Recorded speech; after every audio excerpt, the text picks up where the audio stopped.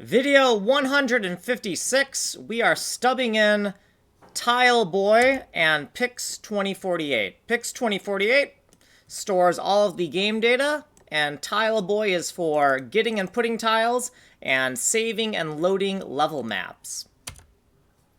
There's nothing here in the constant section for either of these systems.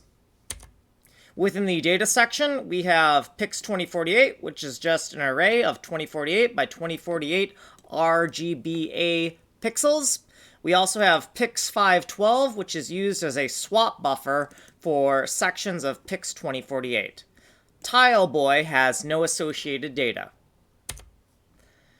Here's where the Pix2048 functions will go, above TileBoi, because TileBoi functions may need to use Pix2048 data. The Eddy game may need to use TileBoi, and that's why everything is in this specific order.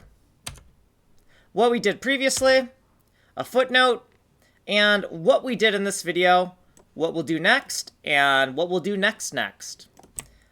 You can get the source code here, you can email me here, and you have been on this playlist. Like, subscribe, send money in the mail.